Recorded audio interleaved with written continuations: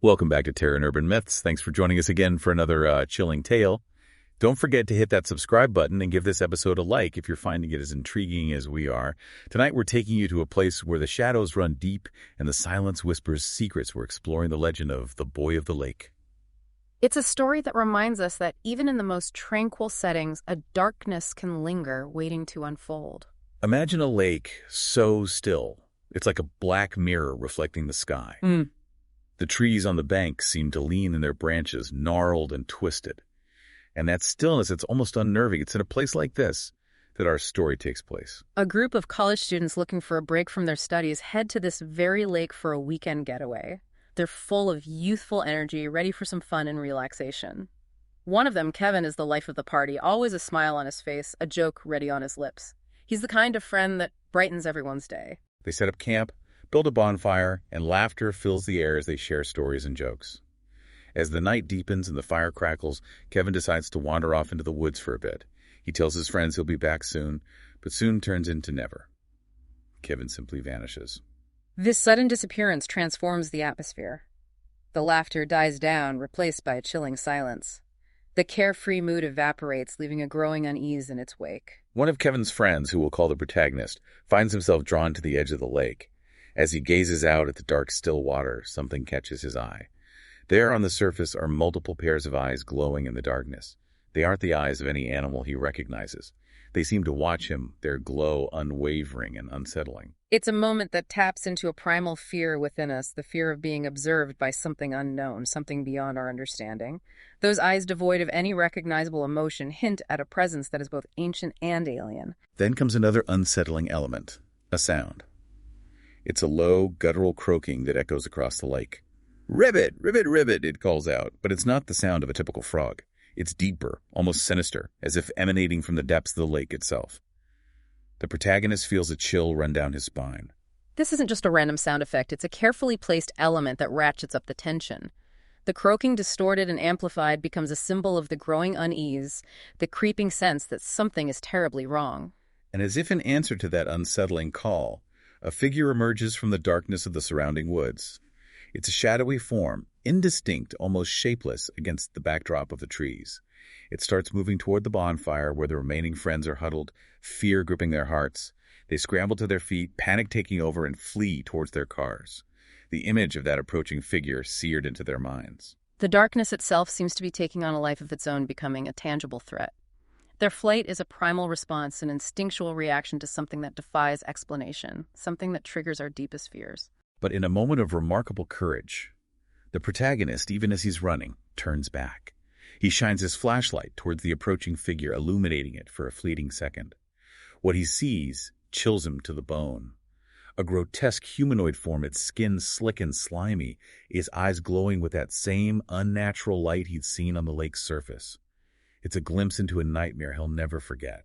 This moment of confrontation highlights a conflict within the human psyche, the urge to flee from danger versus the need to understand, to confront the unknown, even at great personal risk. That's the last anyone ever sees of that creature. The friends make it back to their cars, hearts pounding, their minds filled with terror.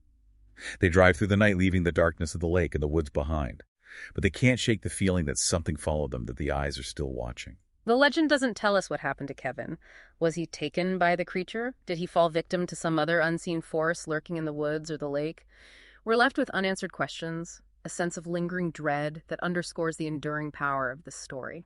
And that's the heart of the legend of the Boy of the Lake, a chilling tale of disappearance, otherworldly creatures, and the fear of the unknown. It's a story that's been told and retold around campfires for generations, and it continues to hold a certain power, a grip on our imagination. The legend's persistence speaks to our enduring fascination with the unexplained. It reflects our anxieties about the natural world and the forces that may lurk beyond our comprehension. It makes you think twice about venturing too far into the woods, doesn't it? Especially at night, when the shadows deepen and our senses are heightened. Absolutely. It's a reminder that there are still places where the wildness reigns, where the veil between our world and something else feels thin. We've talked about the unsettling stillness of the lake and the sense of oppressive silence. Do you think that plays a role in the story's impact? Definitely. Silence can be incredibly powerful, especially in a setting like this. It creates an atmosphere of anticipation, a feeling that something is about to happen, which can be far more unnerving than any overt threat. It's like the calm before the storm. Precisely.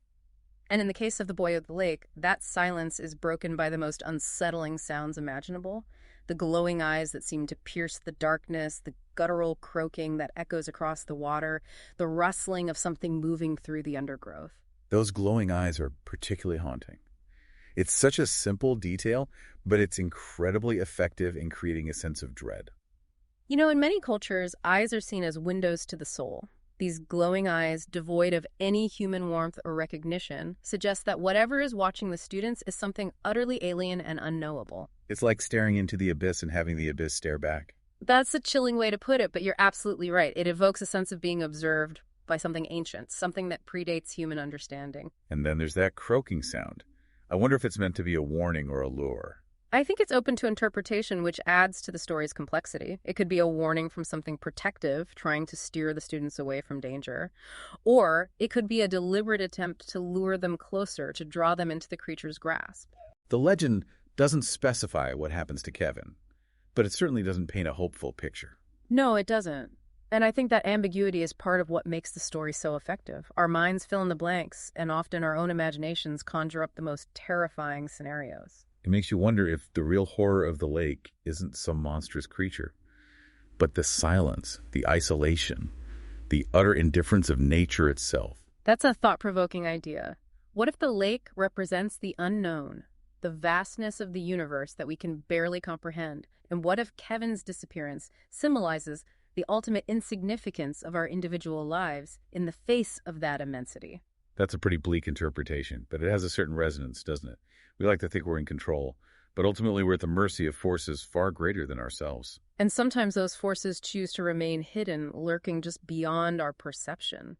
It's that uncertainty, that lack of control, that truly terrifies us. The legend of the Boy of the Lake isn't just about a scary creature in the woods. It's about the things we don't understand, the mysteries that lie just beyond our grasp.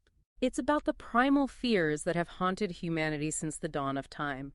The fear of darkness, the fear of the unknown, the fear of being alone and vulnerable in the face of something vast and incomprehensible. It makes you appreciate the comfort of a warm fire, the safety of familiar surroundings. And it makes you think twice about venturing too far from those comforts. This deep dive into the Boy of the Lake has been both chilling and enlightening. It's a story that stays with you, that makes you reconsider your relationship with the natural world and the shadows that lurk within it. And it reminds us that even in the age of technology and scientific advancement, there are still mysteries that defy explanation. And perhaps some mysteries are best left unsolved.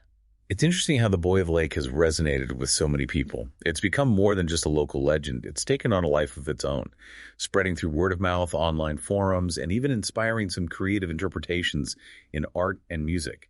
That's the power of a truly compelling story. It taps into something universal, something that transcends cultural boundaries. The themes of the Boy of the Lake, the fear of the unknown, the allure of mystery, the vulnerability of human existence. These are things that resonate with people all over the world. It makes you wonder if there's a part of us that enjoys being scared, that finds a strange comfort in confronting these primal fears through stories and legends. I think there's something to that. Horror stories, when done well, offer us a safe way to explore our darkest fears, to confront the things that frighten us most without actually putting ourselves in harm's way. It's a form of catharsis, a way to process our anxieties and emerge from the experience feeling a little bit more in control. It's like taking a roller coaster ride. It's terrifying in the moment, but there's a thrill to it.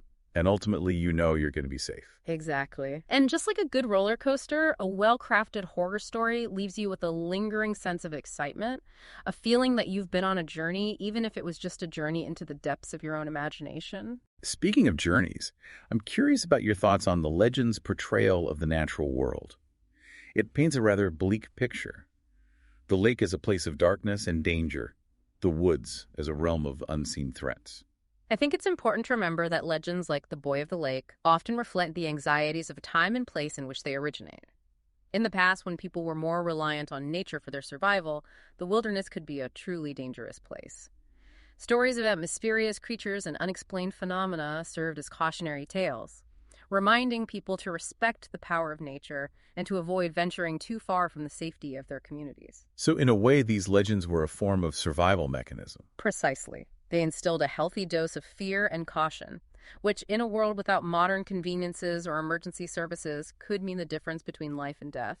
It's fascinating how these ancient fears can still resonate with us today. Even though we live in a world where technology has tamed much of the wilderness, I think it speaks to a deeper truth about the human condition.